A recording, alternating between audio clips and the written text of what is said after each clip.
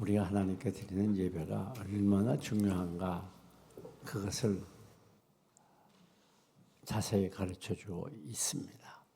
예배는 그리스도인에게 생명적인 요소입니다. 예배가 없으면 신앙생활 자체가 되지 않는 거예요. 그러니까 우리 그리스도인의 삶은 예배로 시작해서 예배로 과정하고 예배로 마치는 삶입니다. 예배를 소홀히 하는 것이 하나님을 소홀히 하는 것이고 예배를 멀리 하는 것이 하나님을 멀리 하는 것이에요. 그래서 오늘 우리는 이 예배에 생명을 걸어야 되고 예배를 우리 삶의 맨 앞에 선두에 두고 예배 중심의 삶을 살아야 신자다운 신자의 삶을 살 수가 있습니다. 오늘 본문의 말씀은 성경학자들의 의견에 의하면 다윗이 기록했다 그렇게도 말합니다. 어느 때 기록했는가 하면 다윗이 아들 압살롬이 반역을 일으켜서 왕권을 빼앗기고 그를 따르는 무리들과 더불어 도망가는 그때 다윗이 이 시편을 지었다는 것입니다. 정말 그렇다면 이것은 놀라운 일이 아닐 수가 없어요. 아니 다른 사람도 아닌 아들에게 왕권을 뺏기고 도망가는 마당에 그 아들에 대한 증오가 얼마나 많이 일어나겠습니까? 그리고 어떻게 하든지 속히 예루살렘 성전을 탈환해서 왕권을 회복하려고 하는 그런 마음으로 가득 차야 그게 정상이 아니겠어요? 보통 같으면. 그런데 다윗은 그게 아니라 여호와의 공전을 향한 사모하는 마음이 불타올랐다는 걸 알 수가 있습니다. 그러니까 그것은 다윗이 평소에 얼마나 하나님을 사랑하고 사모했다고 하는 것도 얼마나 여호와의 전을 사모하고 사랑했다는 것을 가르쳐주는 반증이기도 합니다. 그런데 여러분 여기 1절, 2절에 보니까 특별히 2절에 내 영혼이 여호와의 공전을 사모하여 그래서 쇠약하며 내 영혼이 생겨나시는 하나님께 부르신 내 육체와 영혼이 생겨나시는 여호와께 부르짖는다 그랬어요. 자, 사모해서 그럼 영혼이 막 쇠해질 정도로 그 예를 하나 든다고 하면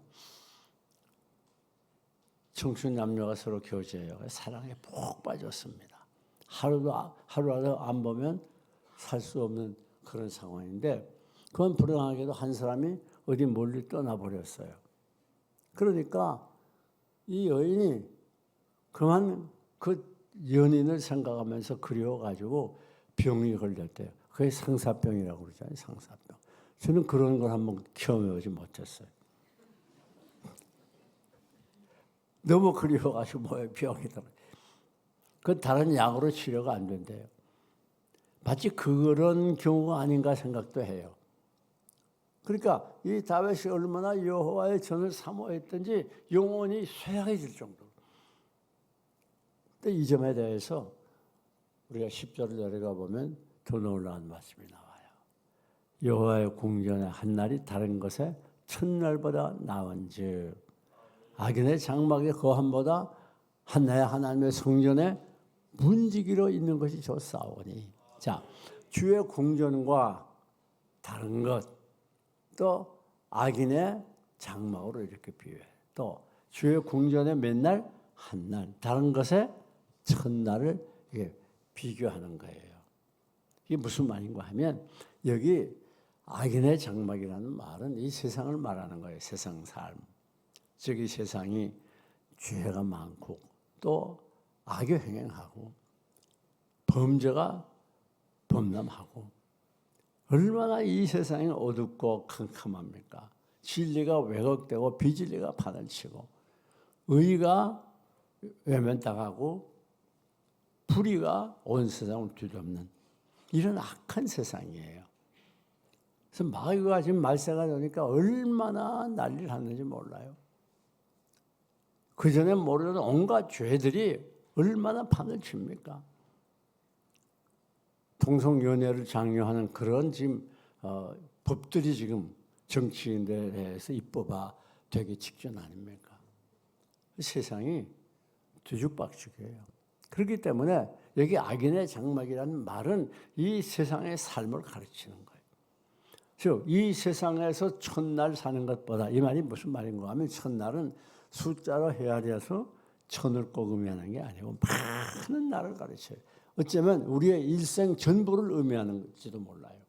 그러니까 우리가 이 세상 어디 가서 별짓을 따고 뭐 성공하고 또 그것에서 존경을 받고 그것에서 대단한 일을 하고 위대한 인물이 돼도 그것보다 한 날, 하나님의 전에서 한 날이 더 소중하다는 거예요. 참 귀한 말씀이죠. 하나님 전에 뭐로 있는 것이 문지기로 있는 것이 좋사오니, 문지기로 꼭 하루 일하는 것이 우리가 이 세상 어디 가서 한 날 동안 노력해서 남이 부러워할 만큼 높은 지위에서 세상 부경화를 누려도 그런 것보다 하루 하나님께 나와서 예배하는 것이 더 소중하다는 거예요. 우리가 예배에 대한 개념을 오늘 이 시간에 완전히 바꿀 필요가 있습니다. 예배는 이렇게 귀한 거예요.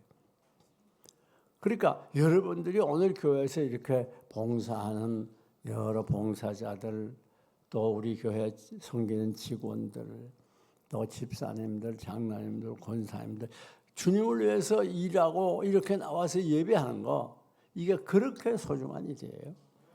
네. 여러분, 그래서 오늘 우리는 이 예배 드리는 일이 우리 삶의 값어치가 돼야 되고, 이게 우리 목표가 돼야 돼요. 오죽하면 시편 69편 9절에 죄 전을 위한 열심이 나를 삼켰다. 그게 무슨 말인가 하면 어찌나 하나님의 전을 사모하고 사랑하는지 나를 삼켜버려. 나의 뭐? 내 욕심, 내 주장, 내 성격, 내 모든 가진 것들, 그게 무엇이든지 그것들이 그만 다 없어져 버렸어요. 무엇에 의해서? 죄의 전을 사모하는 그 열심이 가득 차버리고 그 모든 것들은 다 사라졌어요. 내 마음속은 오직 죄의 전을 사모하는 마음으로 가득 차 있어요. 딴 거 없다 그 말이에요. 내가 요구하는 거, 내가 하고 싶은 거, 내 성품, 내가 가지고 있던 경험, 지식, 이 모든 것들이 다 완전히 이 죄의 전을 사모하는 열심에 사로잡히고 옥눌려 버렸어요. 그게 무슨 말입니까? 오직 죄의 전을 사모하는 마음으로 온통 가득히 찼단 말이에요. 이게 예배의 정신이에요. 우리의 마음이 하나님을 향해서 이런 마음을 가지고 살아야 된다는 것을 가르치고 있어요.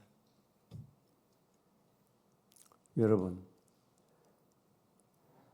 그러니까 이 다윗은 이 예배가 그의 생명이고 그의 삶의 최대의 값어치고 그의 삶의 기쁨이고 그의 삶의 보람이었다는 걸 알 수가 있어요. 우리도 마찬가지입니다.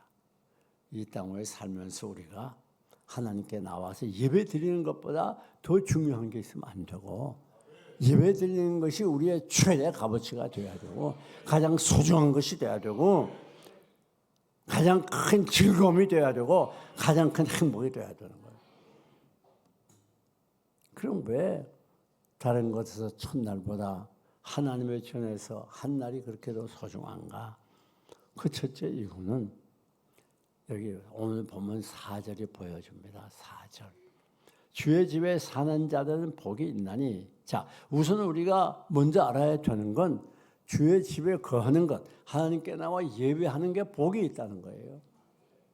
우리가 보통 복을 생각하면 이 세상에서 뭐 잘 되고 돈 많이 벌고 이런 걸 생각하기 쉬우나 그게 복이 아니에요. 참된 복은 하나님께 나와 예배 드리는 거, 이게 최고의 복이에요. 시편 73편에도 보면 하나님을 가까이 하면 내게 복이라고. 왜? 하나님은 만복의 근원이니까. 그러니까 이 만복의 근원 되신 하나님께 나와 예배하면 자연의 복은 받게 되어 있는. 그러니까 이 교회는 무엇이냐? 축복의 기관이에요. 축복의 기관. 목사가 누구냐? 복을 빌어드리는 사람이에요. 그러니까 우리가 예수를 믿으면서 복을 못 받는 건 정상이 아니에요. 근데 여러분, 주의 집에 거하는 자는 복이 있나니 그들이 항상 뭐예요? 주를 찬송하리이다. 여러분, 오늘 왜 주의 전에 한 날이 다른 것의 첫날보다 나은고 하면 마음껏 하나님을 찬송할 수 있기 때문에 그래요. 여러분, 세상에 어디 가서 마음껏 소리를 내서 찬송할 수 있겠습니까? 대부분 아파트 사는 분들이 많이 계신데 정말 조심해야 되잖아요. 잘못 큰 소리 내면 아래층 사람이 칼 들고 쫓아오는 경우도 있어요. 그러니까 우리가 마음껏 소리를 내서 찬양할 수 있는 장소는 교회라고 말이에요. 얼마나 중요한지 몰라요. 여러분, 교회에서 부르는 찬송은 왜 그렇게 중요한가? 하나님이 지은 목적이 하나님을 찬송하는 거예요. 이사야 43장 21절을 보니까 하나님이 우리를 지은 목적이 하나님을 찬송하게 하려 합니다. 하나님이 가장 기뻐하는 것이 하나님을 찬미하는 거예요. 그래서 구약 성경을 보면 성가대가 몇 명이 4,000명 있어요. 4,000명. 그뿐 아닙니다. 이사야 시편 22편 3절을 보면 우리가 찬송 부를 때 하나님의 영이 임재한다고 그랬어요. 여러분, 이거 얼마나 대단한 일인지 모릅니다. 세상에 이 노래가락들을 세상 많은 종류의 노래들이 있는데 그런 노래들을 들으면서 하다못해 트로트를 들으면서도 우는 사람도 있어요. 왜? 그 노래 자체가 가사가 내 마음과 상황 꼭 같거든. 그게 마음에 부딪히는. 그러나 오늘 우리 하나님께 나와 찬양하는 이 찬송은 세상 노래와는 완전히 다릅니다. 왜? 우리가 찬송 부를 때 하나님의 영이 우리에게 찾아왔어요. 완전히 다른 거예요. 하나님의 영이 우리에게 찾아오시면 오늘 우리의 심령에 감동을 주고 은혜를 주고 새롭게 하는 거예요. 찬송 부를 때 우리 마음에 기쁨이 넘치게 돼요. 하나님의 영은 기쁨의 영이기 때문에 은혜로 충만하게 돼요. 찬송을 부르다 보면 마음이 감동이 되고 눈에서 눈물이 흐르게 되고 그 찬송의 감격, 찬송의 감동, 찬송의 눈물 이걸 채워가지 못하면 아주까지 신앙의 맛을 잘 모르는 사람. 뭐 찬송 부르나 세상 노래 부르나 그래서 거기서 오히려 세상 노래가 더 즉흥적이고 감동적이고 좋지. 그러면 그 사람은 아직까지 신앙이 뭔지 잘 모르는 사람. 찬송은요 놀라운 힘이 있습니다. 왜? 하나님의 영이 우리에게 찾아오시기 때문에.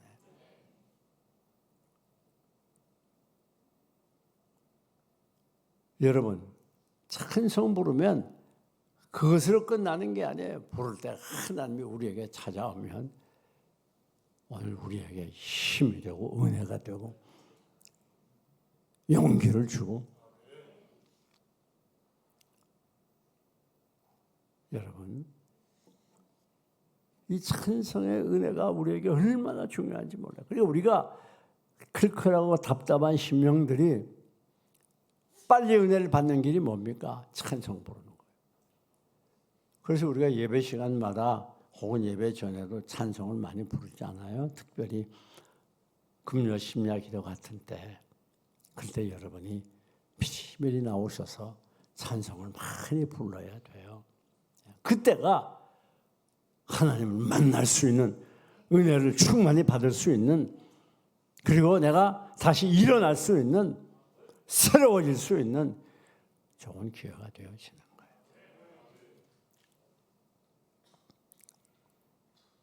다른 것에서 첫날이 하나님의 전에서 한 날보다 못한 이유는 바로 다른 것에서 이런 찬송이 없어요. 뿐만 아니라 두 번째, 죄전의 한날이 다른 것에 첫날보다 나은 이유는 뭡니까? 바로 힘을 얻기 때문에. 오늘 본문 보니까 5절에 주께 힘을 얻고 그랬어요.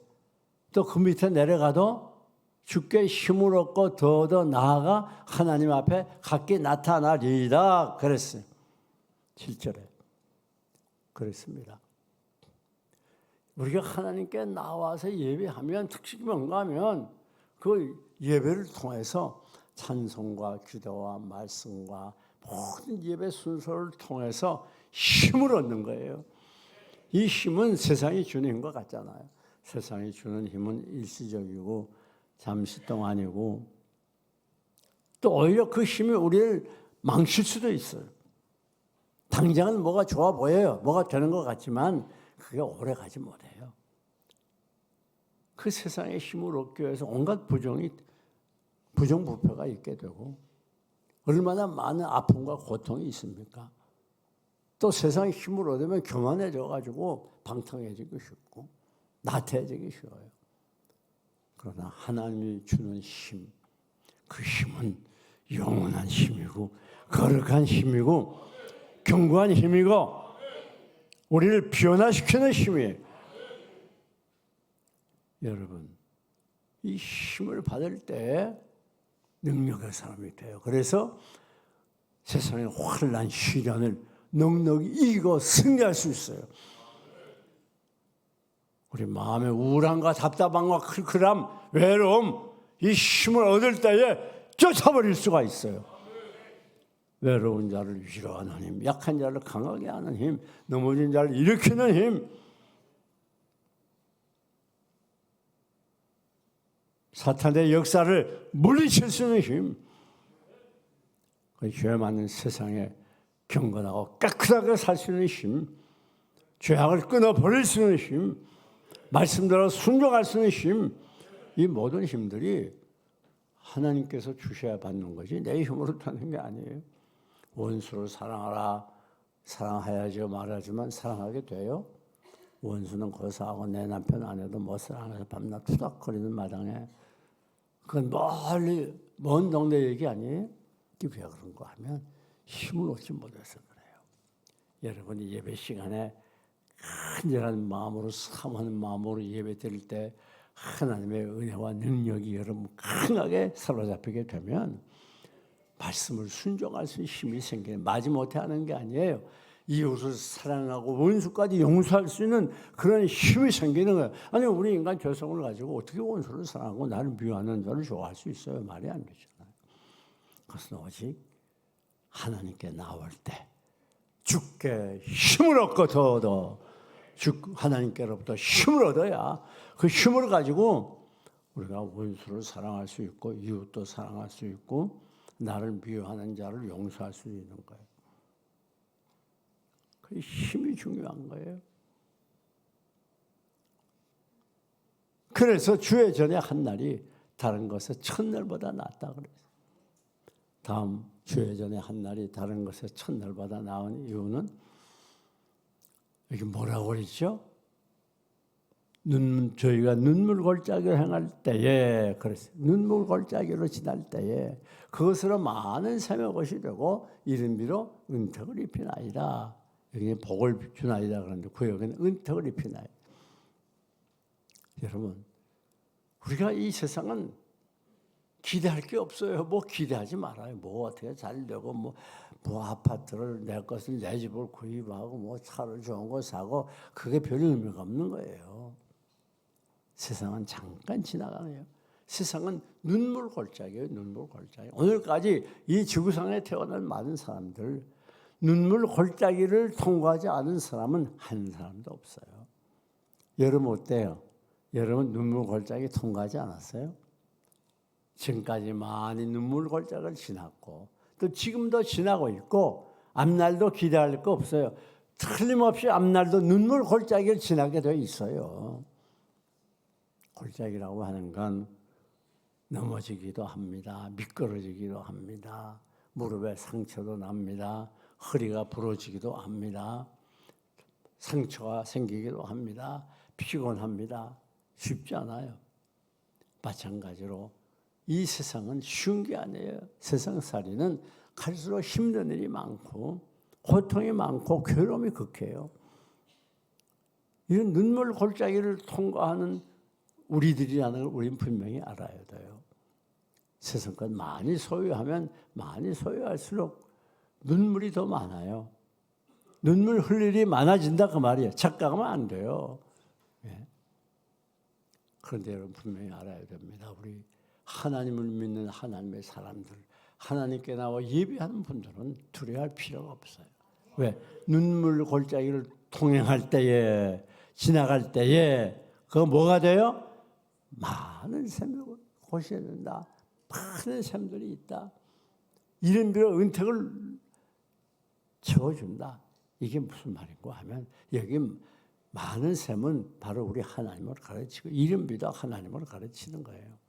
우리가 이렇게 힘들고 고달픈 눈물 골짜기를 지날 때에 그리고 눈물을 흘리며 슬퍼할 때에 우리 하나님의 여러분의 위로가 되시고 힘이 되시고 여러분을 환난에서 보호해 주시고 내가 미끄러질 때마다 주의 손이 나를 붙잡아 싸며라는 시편 말씀처럼 때로는 우리가 눈물 골짜기에서 미끄러지고 넘어질 때 주님의 손이 우리를 붙잡아 주시고 일으켜 주십니다. 저는 넘어지나 아직 엎드러지지 아니할 것은 여호와께서 그 손으로 붙드심이로다.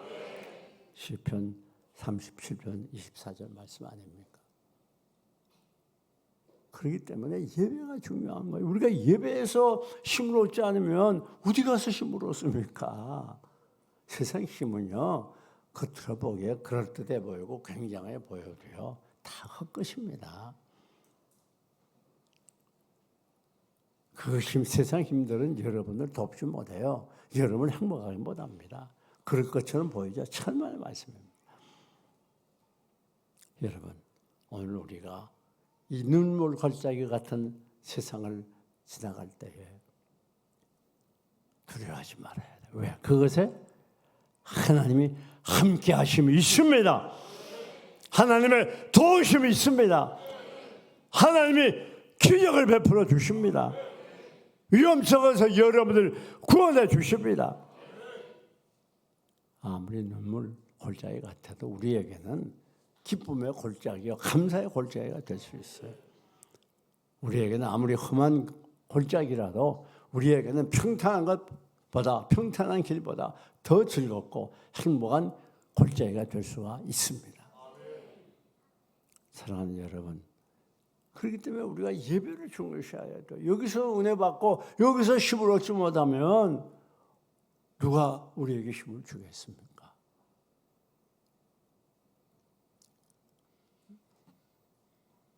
여러분,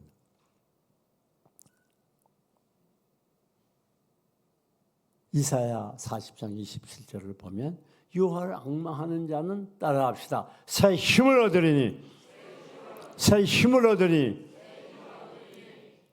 새 힘을 얻는다. 그래서 독수리가 날개치며 올라갈 것 같다. 소년이라도 넘어지고 상경하다 자빠지되 여호와를 앙망하는 자는 어떻게 해요? 새 힘을 얻어서 독수리가 날개치며 올라가는 거야. 믿음이 올라가고 은혜가 올라가고 기쁨이 올라가고 감사가 올라가고 건강이 올라가고 물질이 올라가고 계속 올라가는 거예요. 우리 모든 삶의 축복이 바로 이 예배에 있다는 걸 분명히 기억해야 돼요. 예수는 나의 힘이요 내 생명 되시니 구주 예수 떠나가면 죄 중에 빠지니 눈물이 앞이 가리고 내 맘에 근심 쌓일 때 위로하며 힘주시 주 예수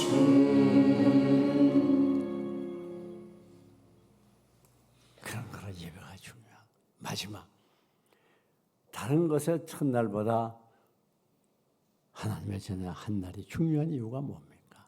기도할 수 있기 때문에. 오늘 이 본문을 보니까 여기 18절에 내 기도를 들으소서, 야곱의 하나님이여 내 기도에 귀를 기울이소서 뿐만 아니라 11절에 좋은 것을 정직에 행하는 자에게 좋은 것을 아끼지 아니한다.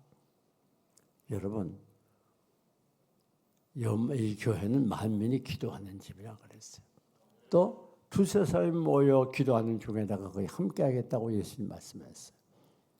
물론 다른 곳에서 기도할 수 있지만 그러나 하나님이 정하신 이 장소에 나와서 간절히 기도할 때 하나님이 응답해 주신다는 약속입니다. 교회에 나와서 마음껏 기도할 수 있고 마음껏 찬양할 수 있고 마음껏 예배할 수 있고 마음껏 하나님께 영광 돌릴 수 있으니 얼마나 큰 복인지 모릅니다. 이제 말씀을 정해야 합니다. 존 버년이라는 분이 있어요. 그 유명한 분인데 그분이 복음을 전하는 중에 전하지 못하도록 핍박자들이 막았음에도 불구하고 복음을 전하다가 감옥에 12년 동안 갇혀 있습니다. 그러나 그것에서 철로역정이라는 책을 썼어요. 그리고 생전에 전도를 받아 돌아왔던 자보다 더 많은 사람들이 예수 믿게 되고 그 책을 읽은 많은 사람들이 죽게 돌아올 뿐 아니라 성경 다음으로 많이 팔린 책이라고 그래요. 여러분, 우리는 어디 가서 무슨 일 하든지 아무리 험한 눈물의 골짜기를 걸어가도 결코 두려워하지 않습니다. 그것에 하나님이 함께 계세요. 그것이 하나님이 여러분의 도움이 되세요. 여러분을 붙잡아 일으켜 주세요. 여러분을 굳세게 해주세요. 여러분, 우리 그리스도인은 예배를 위해서 태어났고 예배는 우리 삶의 시작이요 과정이요 마무리가 돼야 되는 것입니다. 왜 예배가 다른 것에서 첫날보다 한 날이 중요한가? 예배는 찬송할 수 있는 것이에요. 마음껏 하나님을 찬송해요. 두 번째, 예배를 통해서 우리가 힘을 얻어요. 이런 영적인 힘, 능력, 예배 외에는 없습니다. 다음 세 번째, 예배를 통해서 우리가 눈물의 골짜기를 다니지만 위로와 힘을 얻고 은총을 얻어요. 능력이 그것에서 오히려 감사하며 찬송할 수 있어요. 마지막, 예배는 하나님께 나와 기도할 수 있고 기도할 때 응답을 받는 장소입니다. 여러분, 주의 전에 한 날이 한 날입니다. 여러분이 수예배까지는 못 나와도 한 날 하나님께서 계명에 명령하신 대로 주일날은 온전히 성수해야 됩니다. 이제부터 여러분들의 삶이 예배를 통해서 성장하고 예배를 통해서 능력을 받고 예배를 통해서 성공하고 예배를 통해서 복을 받는 복된 삶이 되시기를 주님의 이름으로 축원합니다.